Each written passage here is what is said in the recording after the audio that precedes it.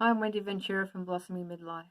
Thanks for joining me today. We're up to day 11 of the 40-day marriage challenge.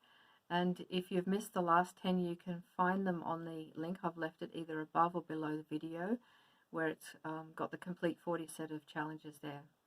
So yesterday we talked about showing respect to our spouse, and following along very closely from that today, we're doing serving one another, which really is a way that we can show respect also.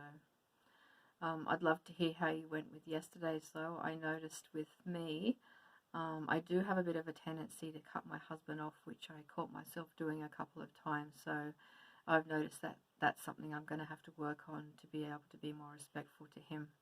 But I'd love to hear how you went as well. So today, serving one another.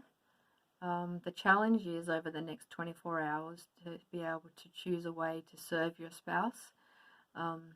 Maybe if you're already good at this, maybe choosing something a bit out of the ordinary, or exerting a bit more effort with something, and do it regardless of how you feel and regardless of the response from your spouse.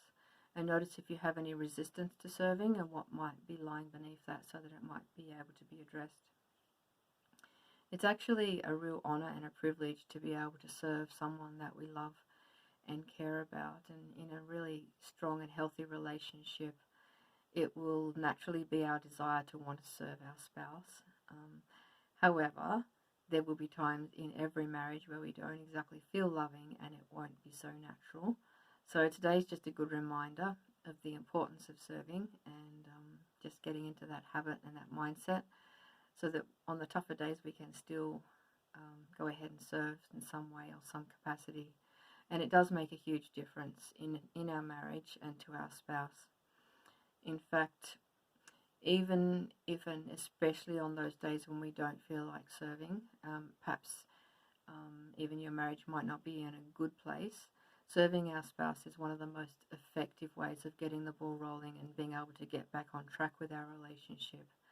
When our spouse sees us exerting that effort and choosing to serve during those times, it'll often soften their heart and just open up the way to be able to get back on track and come alongside one another as a team again.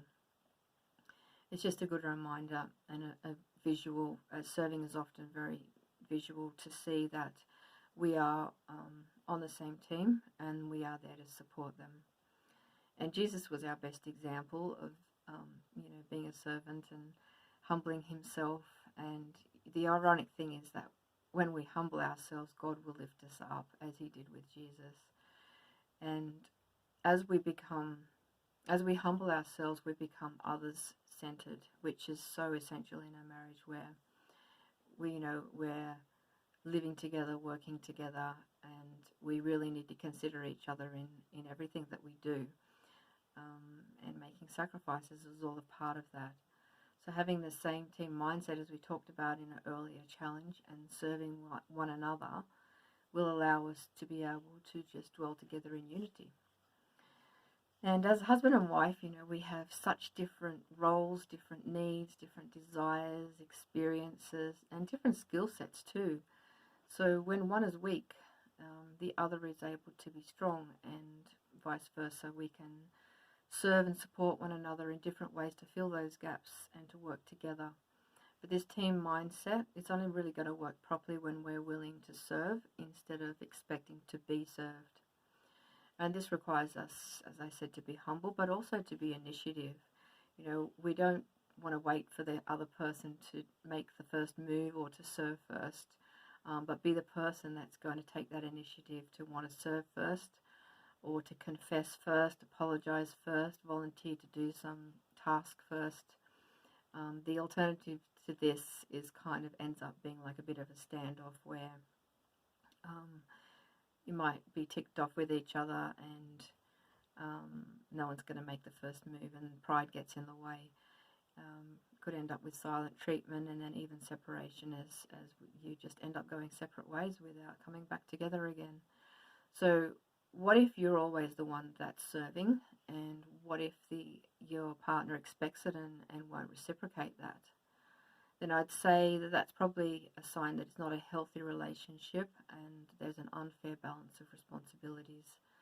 So if I was working with a client through that, we would set up a bit of a plan to address that issue, possibly with the spouse, and challenging them about it, and just expressing your needs and the desired outcomes, and just reminding them that they're both of equal value and both have different needs, but they're both equally important.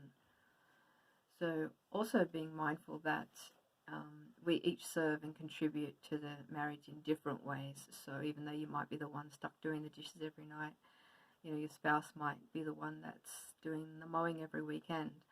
So it's not about keeping score or tit for tat. It's just more about having that serving mindset and not expecting anything in return. And there's also different seasons throughout the marriage where one might be in a better position or have a better capacity to be able to serve, whether it's due to health or job situation or whatever it might be. So, you know, sometimes it's different seasons will mean different people will take that role. But when we serve one another with the right attitude, it is actually truly fulfilling.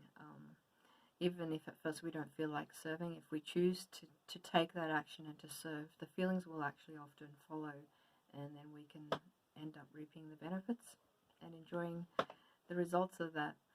So, however, if we are serving begrudgingly, yeah, you will have some bitterness and resentfulness will grow over time, which is not going to be good for the marriage either. So finding out what's beneath that, and often it's pride. So just quickly to recap for today's challenge, over the next 24 hours, we're going to be choosing some way of serving our spouse, some way that's a little bit out of the ordinary. So do it regardless of how you feel or what the response of your spouse is, and notice if you have any resistance and what might be beneath that. So it might just be as simple as asking your spouse, you know, is there anything I can do for you today? Or how can I help? Or if you have an idea already, or you know what needs to be done, you can just jump in and go ahead and serve them in whatever way or capacity you can. So I'd love to hear how you go, and I'll see you back here tomorrow. Thanks. Bye for now.